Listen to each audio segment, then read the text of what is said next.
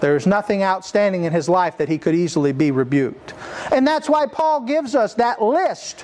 Husband of one wife. There is no question that is a rebukable thing if someone has been promiscuous, if someone has been polygamous, if someone has been in multiple marriages. This person has something that is hanging upon their record, and it's simplest to say, and I've had so many discussions about teaching that, it's simplest to say, just say what it says, husband of one wife, and let it be that.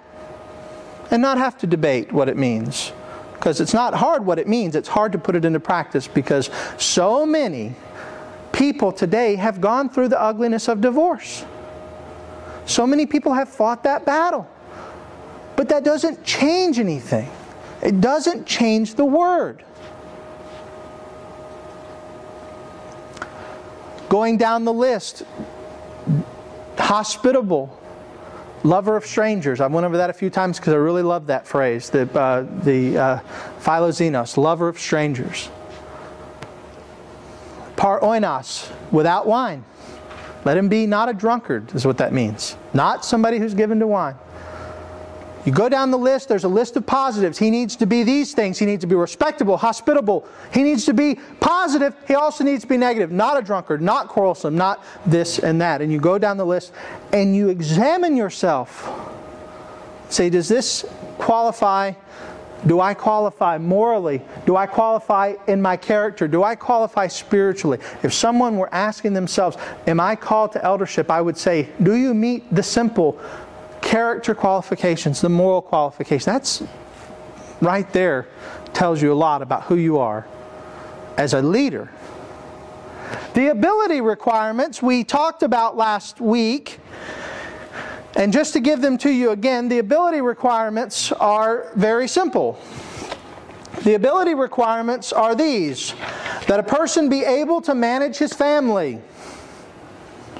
Because Paul says if a person cannot manage his family, he can't manage the church. Because the church is an extension of a family. In fact, the Puritans, and I mentioned this last week, the Puritans called the home a little church. We are not looking, if we are searching for an elder or an elder is coming forward, we're not looking for CEOs. We are looking for good husbands and fathers. That's what we're looking for.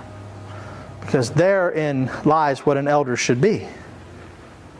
Just because someone can run a business does not mean they can run a church. Because a church, ultimately, it is not a quote-unquote corporation business like we often think of. Somebody says, well, yes, we do business.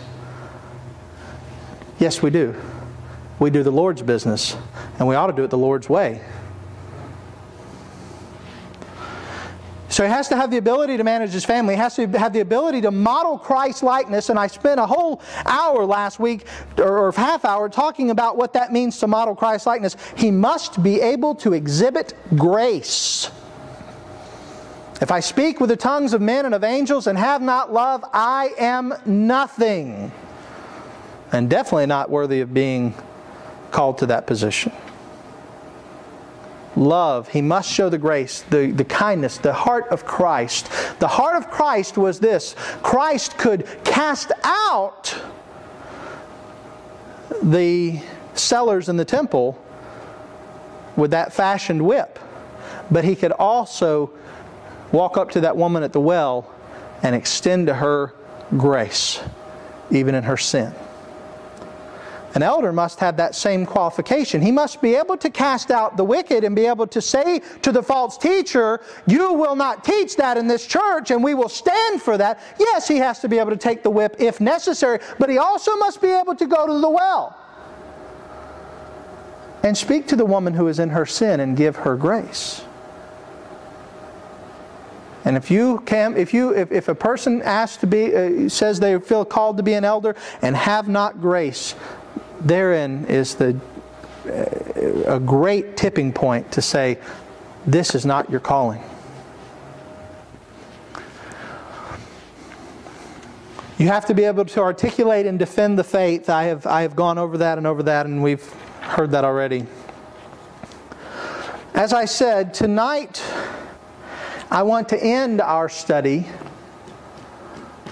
by talking about the motivational requirement. We've seen the ability requirement. We've seen the moral requirements. Let's look at the motivational requirements. Because this is the question I know, and I've already had it. It's not just I know I'm going to get it. I've already had it at least once. Somebody said this, well, based upon all we now know, how difficult the job is of an elder, how much responsibility is laid upon the shoulders of the elders, and how very stringent the requirements are to be an elder, why in the world would anybody want to do it? Open your Bibles and hold your place in Timothy, but open your Bibles to Jeremiah chapter 20. Open your Bibles to Jeremiah chapter 20 and verse 9.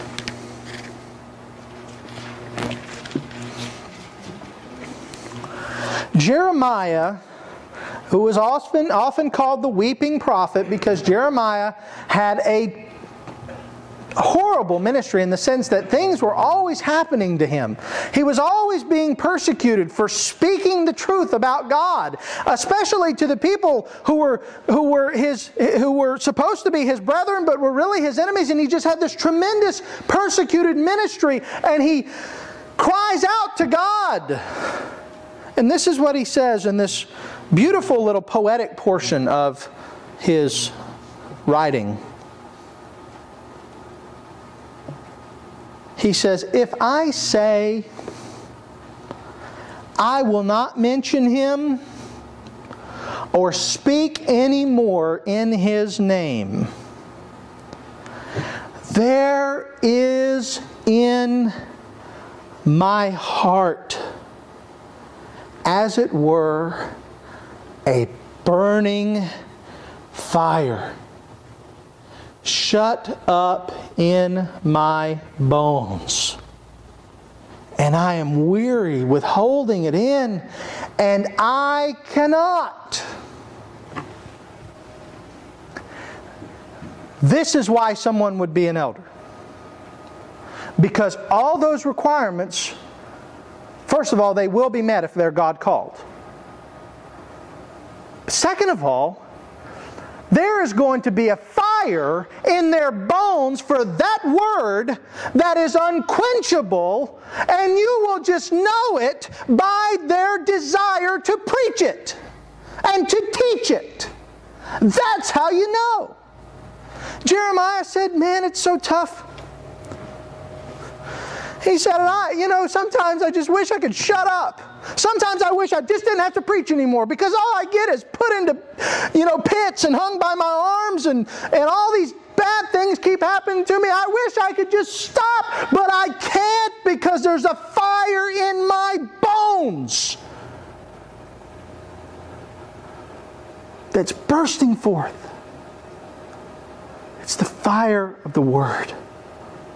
That Word is in me, and it's got to come out. That's the calling of God. Jeremiah had a calling on his life to do that very thing. And let me show you something. Look at 1 Timothy 3 again.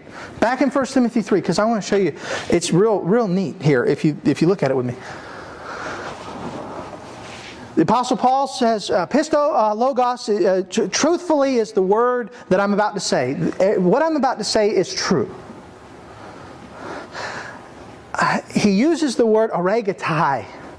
And that word, it's the word that is being translated here. He said, if anyone aspires to an elder, to an overseer. It says overseer in the ESV. In the Greek, it is episkopos. He says, if anyone reaches out for that, that's what that word means. Aspire to. If anyone reaches for that, here is the part I think is very interesting.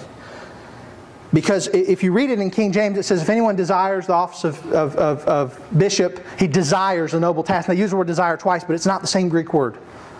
It's a different word. He said, if he oregatai, if he stretches out towards it,